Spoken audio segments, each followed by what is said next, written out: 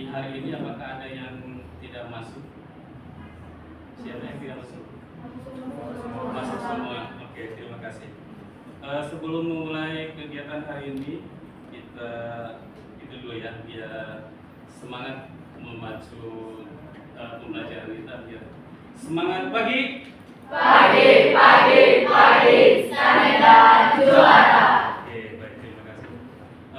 Sebelum memulai pembelajaran hari ini, alangkah baiknya kita membaca dulu. Silakan dibaca. Duduk siap, berdoa mulai.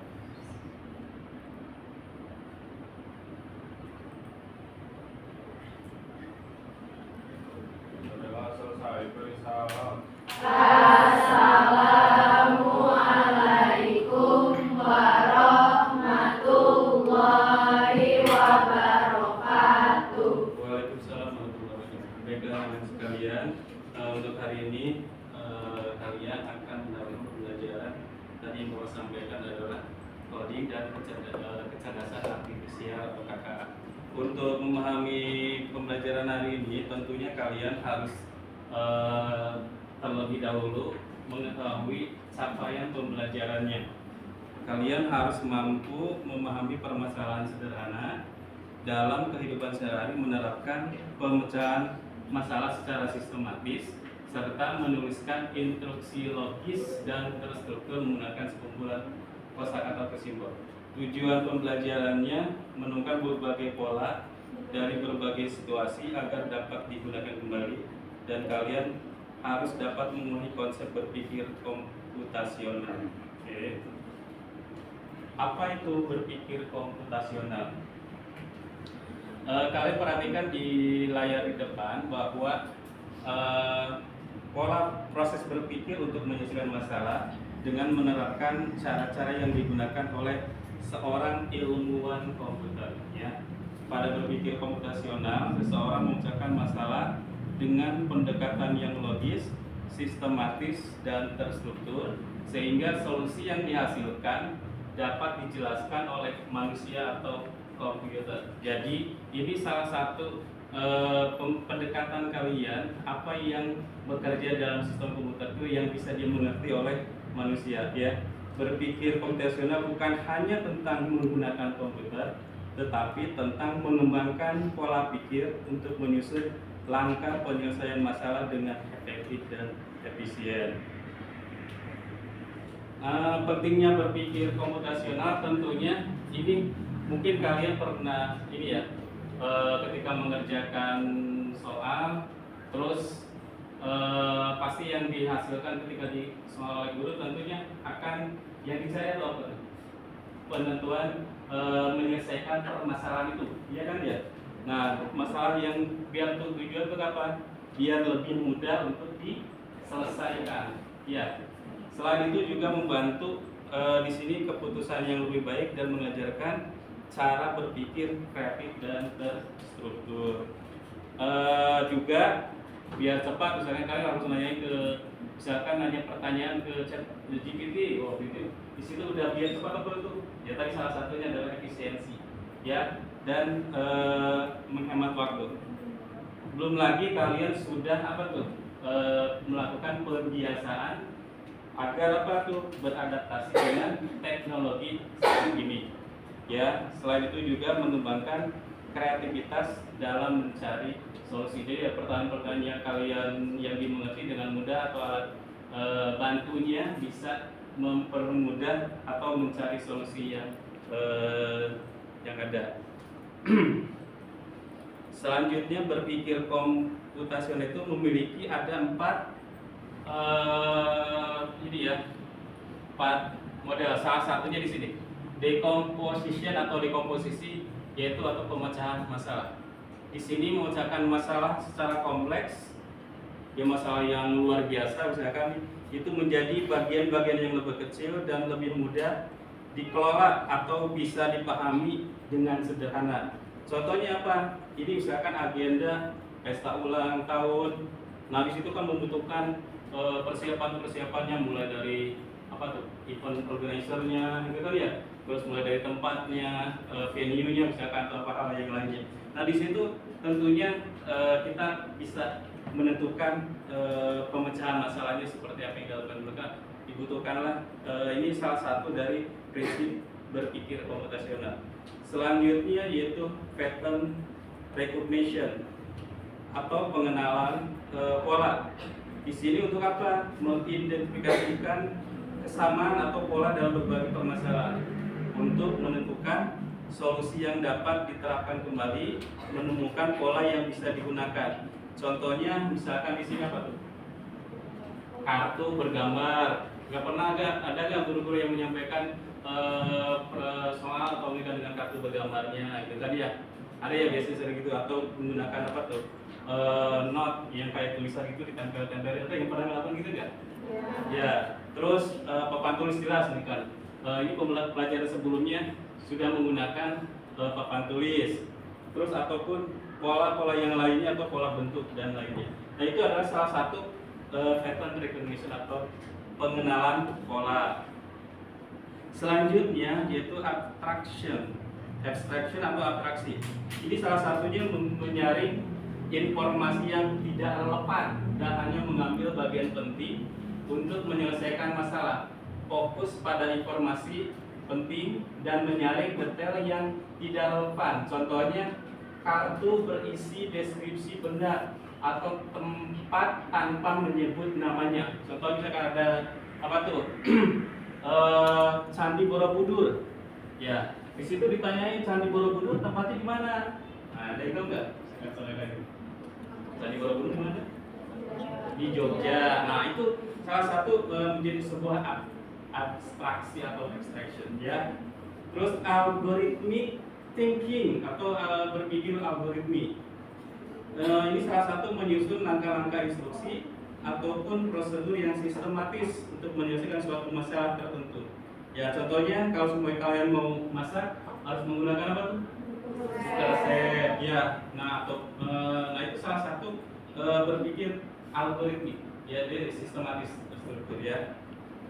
Ataupun yang mencari instruksi-instruksi acak atau yang biasanya kalau yang kalian gunakan ada apa tuh? Buku tutorialnya mengerjakan penyelesaian jaringan komputer. Nah itu salah satu berpikir algoritmik ya. Oke, selanjutnya ini decomposition. Ini salah satu yang tadi misalkan ada permasalahan yang besar. Tadi apa perkawinan misalkan ditentukanlah siapa yang menjadi event organizer-nya atau venue-nya, ya kan ya. Venue organizer itu venue-nya. Apakah venue itu tempatnya apakah mau di luar gedung ataupun di dalam gedung gitu kan, dan berapa kapasitasnya. Nah itu kan sebuah permasalahan yang harus diselesaikan ya. Ya belum lagi tamu-tamu yang akan datang apakah tamu yang biasa ataupun yang VIP ya. Nah itu juga harus.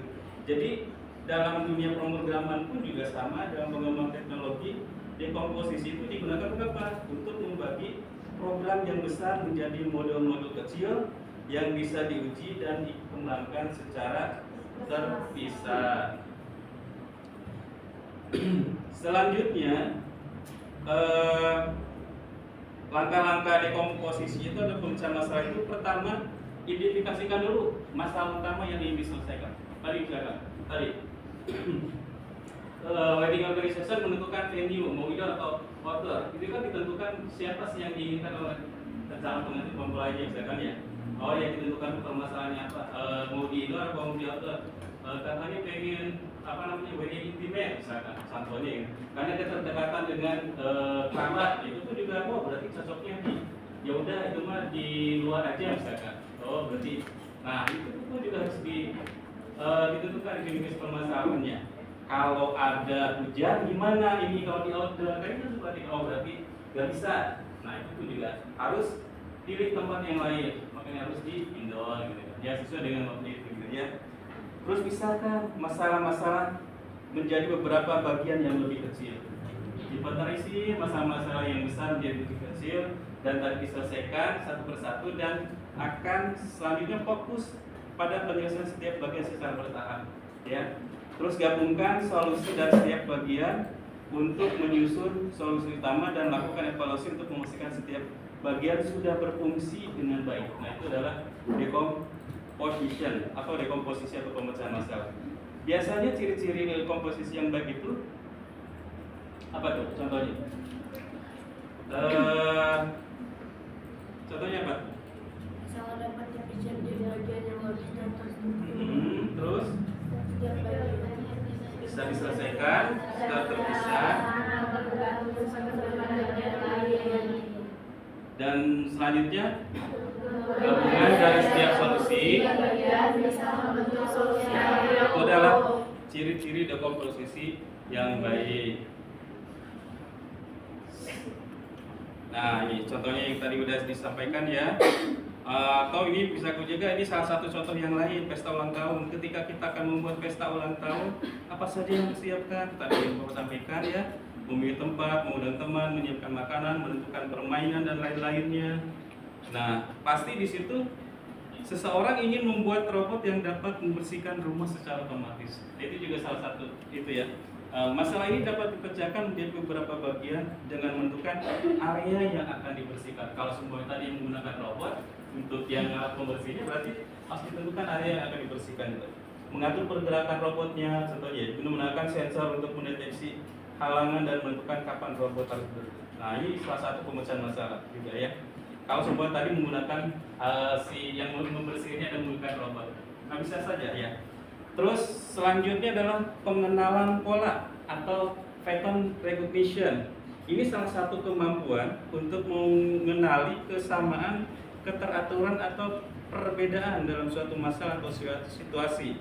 Pola yang dikenali digunakan untuk memperkirakan hasil atau menyusun strategi penyelesaian masalah dengan cara yang sudah terbukti berhasil. Nah, ini salah satunya biasanya yang kalian lihat ini. Nah, yang lagi dibuat sebuah apa tuh? Flowchart. Pernah dengar nggak? Waktu kalian belajar di kelas 10 pemrograman atau di sekarang deh di mata pelajaran pilihan, dibuat gak itu alir programnya?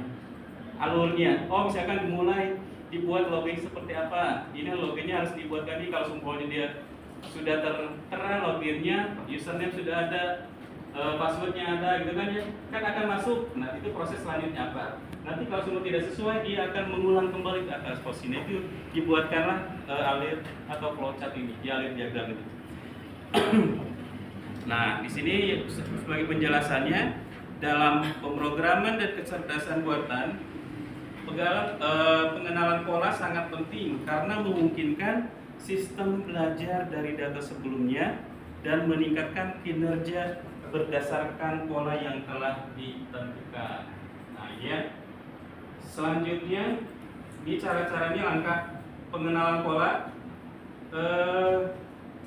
Ini sudah dibagikan belum seperti ini? Coba kalian akses komputernya masing-masing. Di sini kalian akses di halaman edisia.com/game/save-pattern. Silakan coba.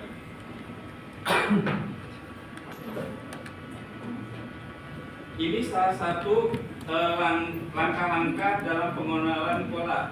Amati data atau informasi yang ada, identifikasi kesamaan, perbedaan atau keteraturan dalam data, gunakan pola yang dikenal untuk menyusun strategi yang masalah. Ya, silakan diakses situs ini.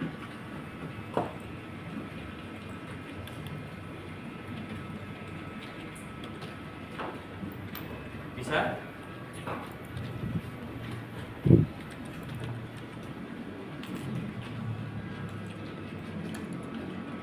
edisia.com/game/pattern ada nggak? Bisa ya?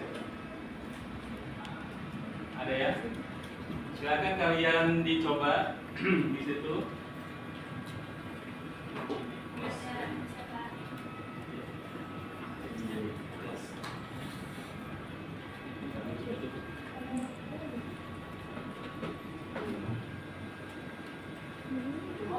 Di reload. Bisa nggak? Gak nyambung ke internet. Gak nyambung ini. Silakan dicoba di play, coba bisa nggak? Itu diklik yang play-nya, tombol play-nya. Nah, dia tadi. Ikutin aja yang ininya. Ya.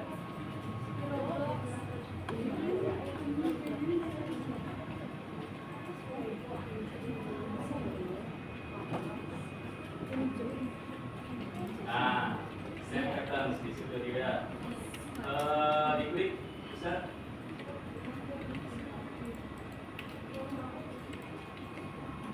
Di play di bawah nih play, coba play.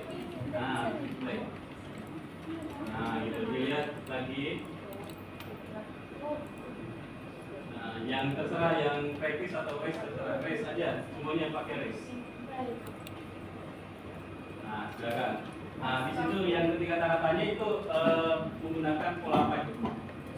Dilihat bintang segitiga sama nggak ya? Nah, ini akan per orang akan berbeda yang random ya, random itu.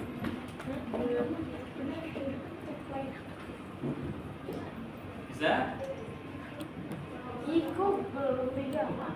Berarti salah itu kalau bukan ayat terakhir berarti salah. Dicoba ya.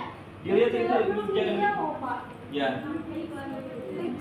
Nah, di situ biasanya ciri-ciri pengenalan pola yang baik itu pola yang dikenali bersifat konsisten dan berulang. Pola dapat digunakan untuk menyusun solusi yang efektif. Pola diterapkan pada kasus yang berbeda tetapi serupa. Nah, ya. Nah, gitu ya. Terus ya. Bisa? Bisa. Oh, ini mah kalian isinya di itu ya. Nanti ke sok di ketemannya dulu ya. Ya, gitu ya. Oke, Pak bisa dimengerti ya untuk yang game yang tadi. Nah, ini juga contohnya ini seperti ini. Nah, ini kayak gini 1, 3, 5, 7. Yang selanjutnya berapa? 9. Terus satu lagi? Kenapa bisa mengatakan itu? Kenapa? Diloncat atau dilompati 2 angka. Oke, bagus. Selanjutnya, pola selanjutnya yang ini. Ada segi berapa? 6, trapesium, segi 6. Nah, yang kosong, segi 6, trapesium. Terus yang ini yang selanjutnya apa tuh? Trapesium, karena di situ apa? Apa coba namanya itu? Berselang, selang gitu kan ya? Ya kan? Selang-seling. Nah, gitu ya. Oke. Nah, itu salah satu contoh pengenalan pola ya, seperti itu. Nah, ini pun juga sama. Ini menyusun pola bentuk misalkan. Ini gambar yang ke-10, pola di atas apa tuh? Lingkaran segitiga, segi 4, kan itu polanya ya. Segitiga apa? Lingkaran segitiga, nah segi 4. Berarti itu setelah lingkaran segitiga, segi 4. Karena di situ acak juga ya, dia berurutan, tapi yang diketahuinya adalah 3 bentuknya atau polanya, ya seperti itu. Nah, kalau abstraksi atau abstraction di sini tadi sudah disampaikan bahwa proses menyaring dan menghilangkan informasi yang tidak relevan dan hanya mempertahankan informasi yang penting untuk menyelesaikan masalah. Dalam menyelesaikan masalah, tidak semua informasi yang tersedia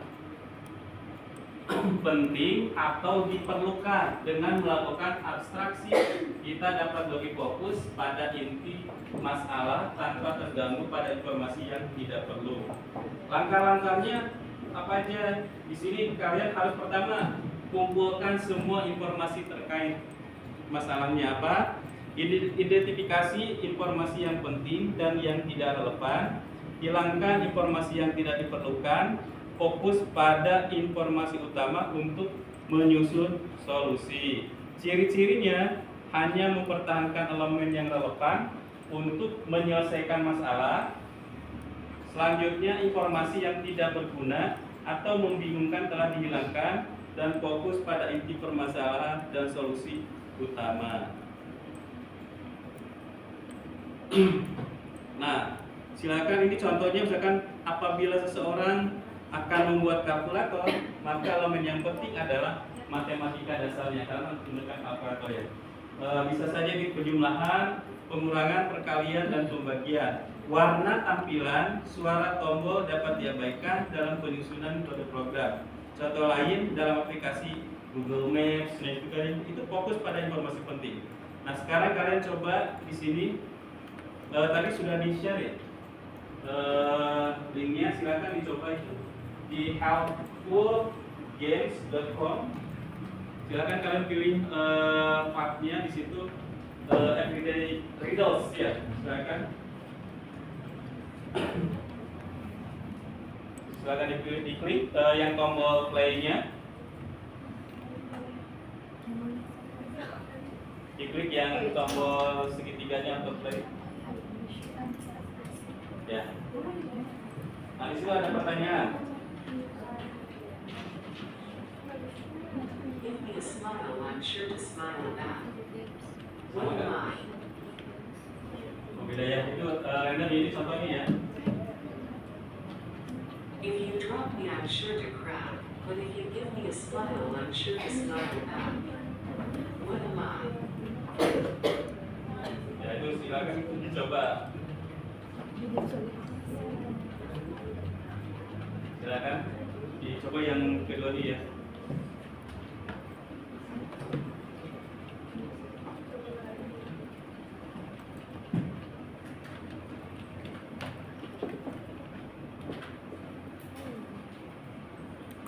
Tadi ini abstraksi ya. Selanjutnya silakan bisa dicoba dulu.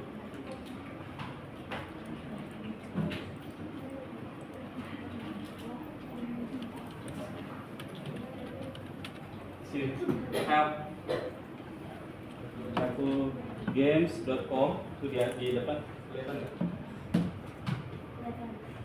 Nah, itu. helpfulgames.com/subjects/brain-training/1088-in-riddles.html.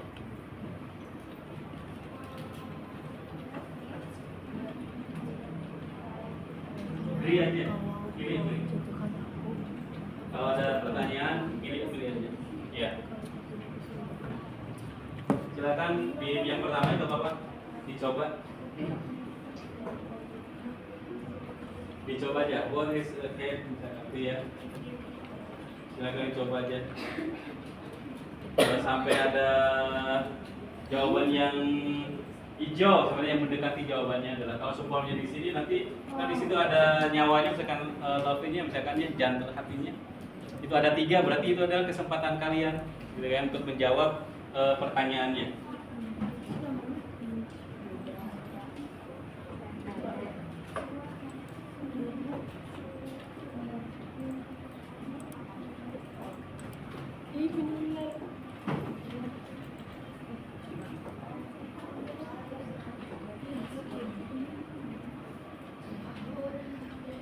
Bisa?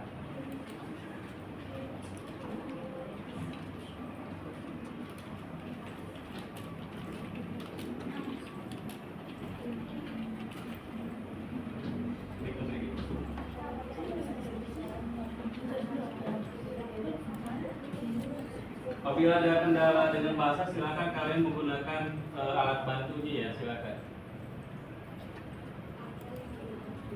Bahasa akan ditranslatekan, boleh ya. Nah itu ada yang di video. Siapa tuh? Oh, ini juga ada yang hijau, berarti cerdas. Masuk berarti ini ya.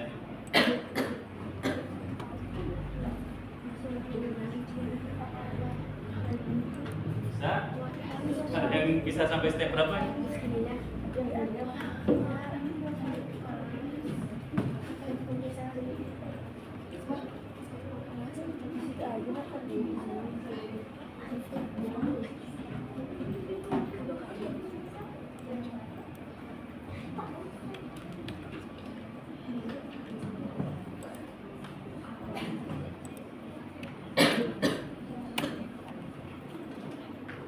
Bisa dijawab itu.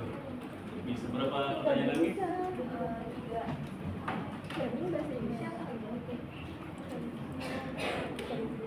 Mana?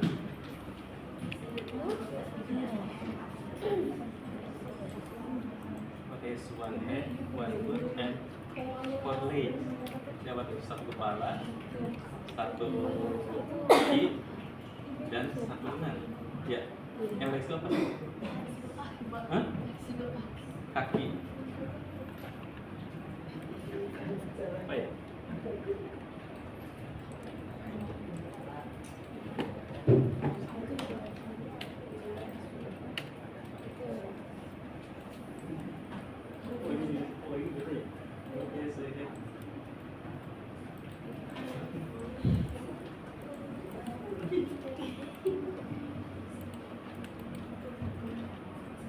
Nah, baiklah ya, itu adalah salah satu contoh dari tadi apa? Abstraksi atau abstraction ya. Oke, selanjutnya algorithmic thinking atau berpikir algoritmik. Urutan langkah-langkah logis dan sistematis yang digunakan untuk menyelesaikan masalah secara terperinci dan mudah dipahami ya. Dalam pemrograman, algoritma adalah dasar dari setiap proses karena menentukan bagaimana suatu masalah diselesaikan oleh sistem. Sudah pelajaran algoritmanya sudah ya? Mata pelajaran pilihan? Ya, sudah sampai situ belum? Langkah-langkah dalam menyusun algoritma tentunya kalian harus perhatikan di situ. Pertama, tentukan tujuan yang akan dicapai. Nah, untuk membuat mata pelajaran pilihan kemarin yang di PHP itu kan tentang apa dulu? Nah, itu tentukan dulu tujuan yang akan dicapai. Misalkan tampilan yang akan diharapkan apa. Nah, terus identifikasi informasi yang dibutuhkan. Ya, informasi apa saja dibutuhkan dalam bahasa pemrogramannya apa dengan ketika ditampil dalam sebuah webnya. Susun urutan langkah-langkah dengan jelas, mulai dari file-file yang akan dikompilasinya berdasarkan bahasa pemrograman yang kalian buat. Nah, terus setelah selesai, ketika ada kesalahan-kesalahan, nanti kalian evaluasi kira-kira kekurangannya di mana ya, evaluasi hasil dan lakukan perbaikan jika diperlukan. Nah, itu adalah salah satu langkah-langkah dalam menyusun algoritma. Ciri-ciri algoritma yang baik, pertama tadi kalian harus perhatikan dulu langkah-langkah tersusun ya, secara logis dan terstruktur. Misalkan tadi flowchartnya, aliran mudah ditentukan, langkah-langkahnya apa, file-filenya, terus ketika udah selesai dikompilasi atau dikompilernya seperti apa hasilnya. Dan biasanya algoritma mampu menyelesaikan masalah dengan efisien dan algoritma bisa diulang untuk memberikan hasil yang konsisten. Contoh, misalkan tadi contoh lain, memasukkan data nilai anak, menjumlahkan semua nilainya, terus membagi total dengan jumlah anaknya dan menampilkan hasil rata-rata. Ini salah satu contoh algoritma yang sederhana ya.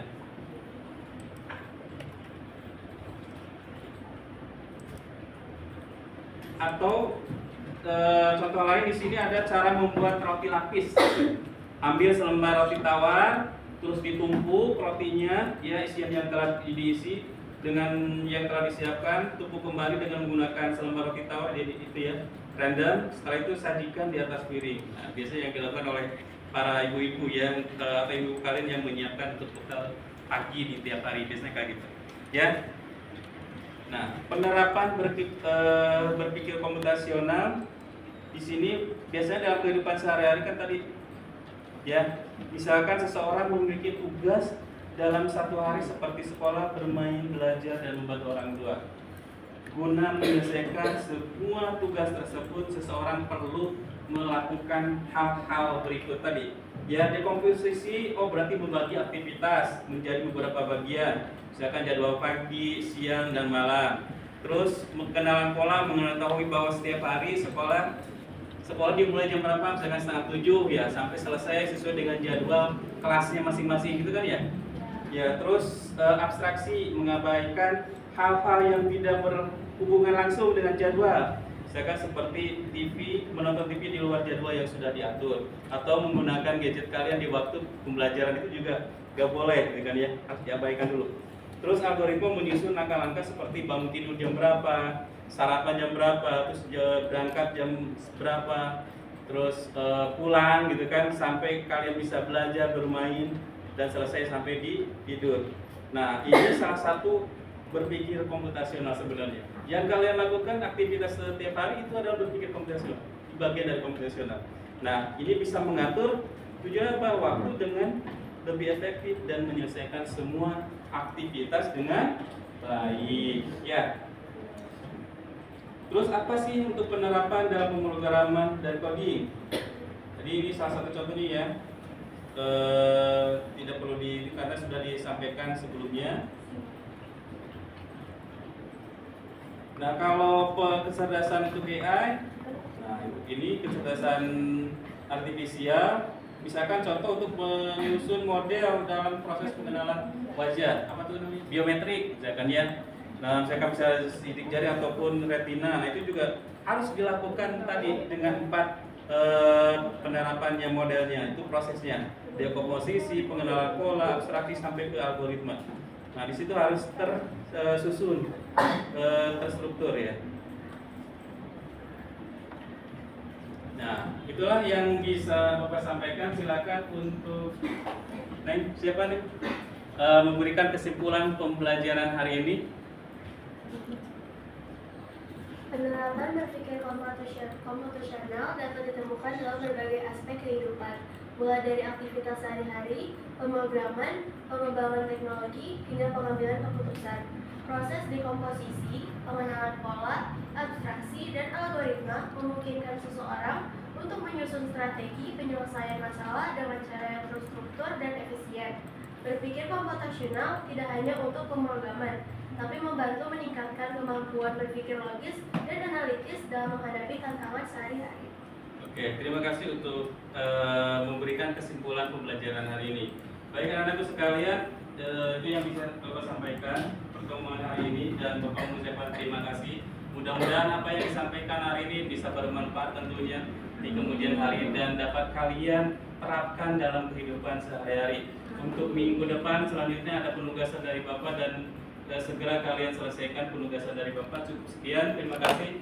Untuk mengakhiri kegiatan hari ini kita mengucapkan hamdalah bersama.